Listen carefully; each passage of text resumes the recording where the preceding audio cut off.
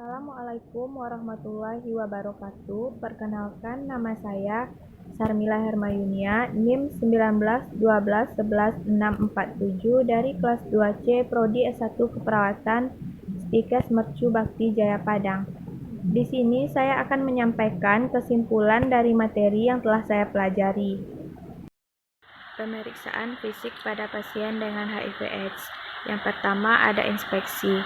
Inspeksi merupakan suatu metode atau langkah pertama dalam pemeriksaan fisik yang meliputi status mental, langkah, cara berjalan, gestur tubuh, bau nafas, dan status dari gizi pasien.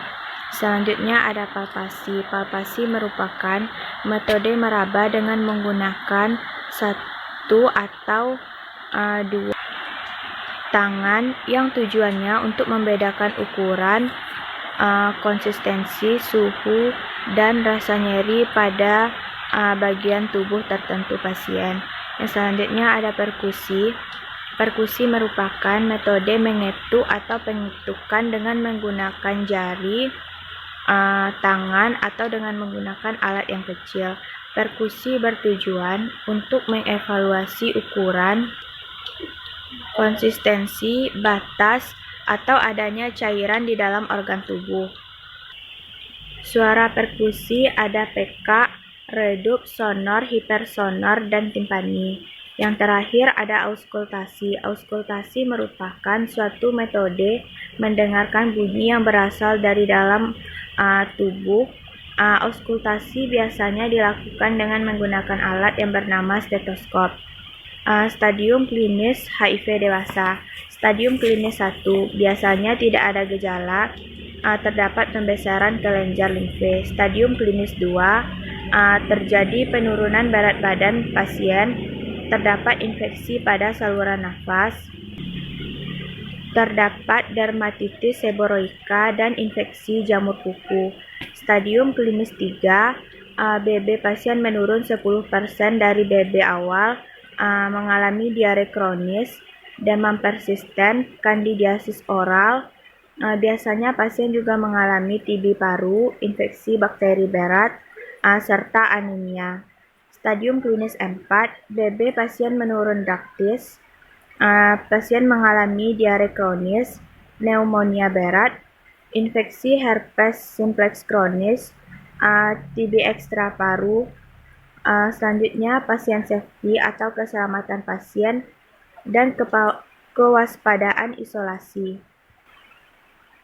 Kewaspadaan standar meliputi kebersihan tangan, sarung tangan, masker, gugel, dan face shield.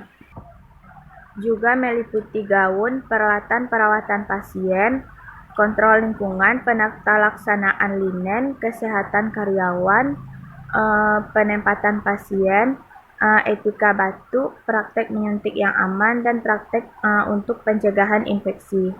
Adapun indikasi kebersihan tangan meliputi sebelum dan sesudah kontak dengan pasien, segera setelah melepaskan sarung tangan, segera setelah beresiko kontak dengan cairan tubuh pasien, sebelum menangani alat invasif non-bedah, serta setelah kontak dengan lingkungan pasien. Penanganan sampah atau limbah.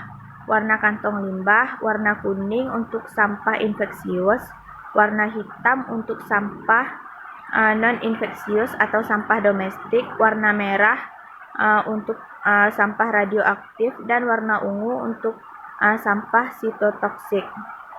Kesehatan petugas meliputi vaksinasi, MCU teratur terutama petugas yang menangani kasus dengan penularan airborne, penanganan pasca pajanan yang memadai, batasi petugas yang sakit untuk kontak dengan pasien. Aspek HIV dengan COVID. Penularannya, semua orang bisa tertular. Penularan mudah terjadi, lebih mudah mendapatkan influenza.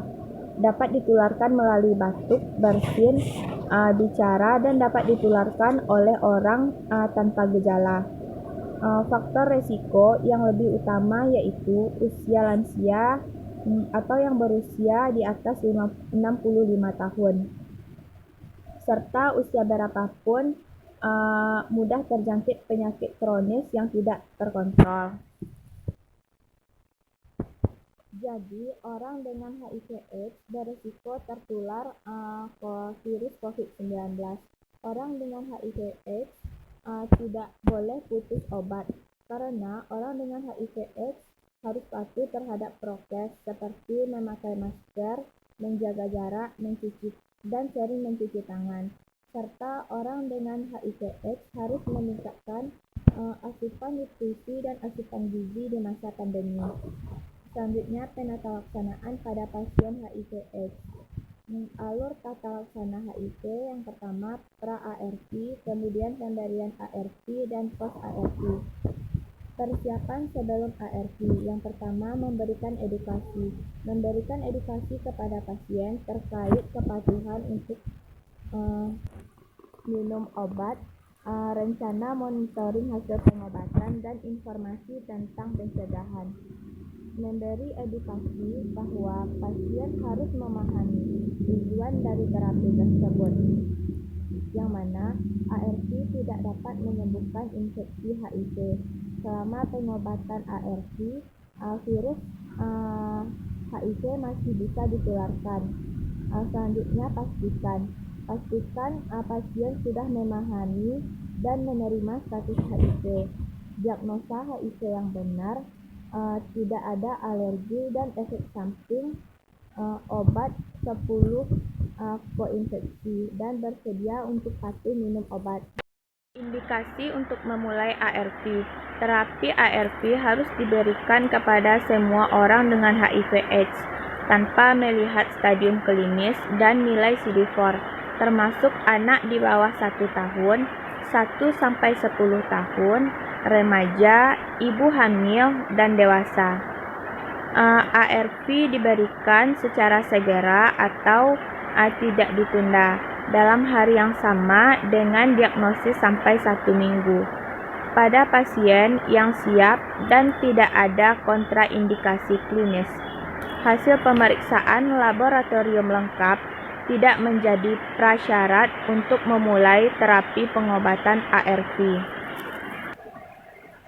Adapun tujuan dari terapi ARV ini yaitu untuk menurunkan jumlah virus dalam darah sampai tidak terdeteksi dan mempertahankannya, serta memperbaiki kualitas hidup, mencegah progresi penyakit, mencegah terjadinya atau terjangkitnya infeksi oportunistik, dan mengurangi transmisi virus kepada orang lain.